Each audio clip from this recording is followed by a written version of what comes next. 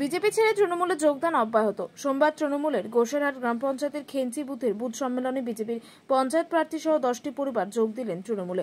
তৃণমূল কংগ্রেসের শীতলকুচি ব্লক সভাপতি তপন কুমার গুহ তাদের হাতে দলীয় পতাকা তুলে দেন। এছাড়াও উপস্থিত ছিলেন শীতলকুচি পঞ্চায়েত সমিতির সভাপতি মদন বর্মন, তৃণমূল কংগ্রেসের গোসেরহাট অঞ্চল সভাপতি পবিত্র বর্মন, গ্রাম পঞ্চায়েত প্রধান কনক বর্মন প্রমুখ।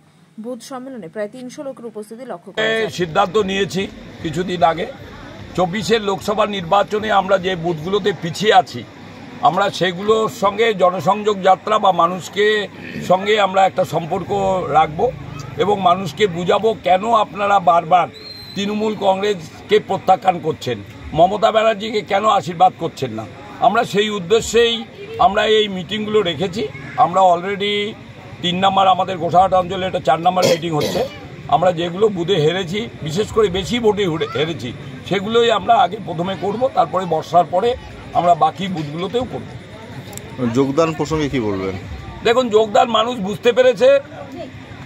2019, 2021, 2024 এইসব এলাকার মানুষ বিজেপিকে ভোট দিয়েছে।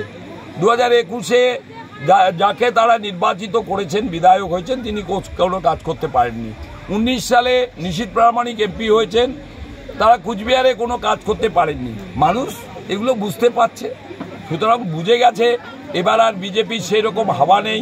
19-এর পরে যেমন 21-এ একটা হাওয়া ছিল, সবাই ধরে নিয়েছিলেন মমতা ব্যানার্জি হেরে যাবেন, কিন্তু ওই হাওয়া তো নেই। এখন মমতা ব্যানার্জির সিট কত হবে, 294-এর মধ্যে কত হবে, এটাই এখন আলোচ্য। কেউ বলছে 250, কেউ বলছে 240, মানে এগুলোই নিয়ে আলোচনা হচ্ছে। সুতরাং এই যেগুলো জিনিস তারা বুঝতে পারছেন, সেই জন্যই আস্তে আস্তে তারা তৃণমূল উন্নয়নের সঙ্গে সামিল হচ্ছেন, এটাই বাস্তব।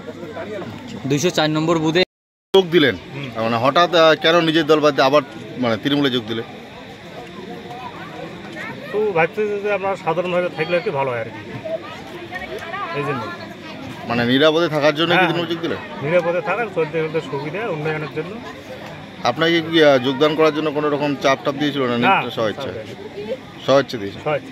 আপনি তো পঞ্চায়েত ইলেকশনে মমতা বর্মন, যিনি তৃণমূল কংগ্রেসের টিকিটে জয়ী হয়েছেন, তার বিরুদ্ধে আপনি বিজেপি হিসেবে বিজেপির টিকিটে প্রার্থী দিয়েছিলেন।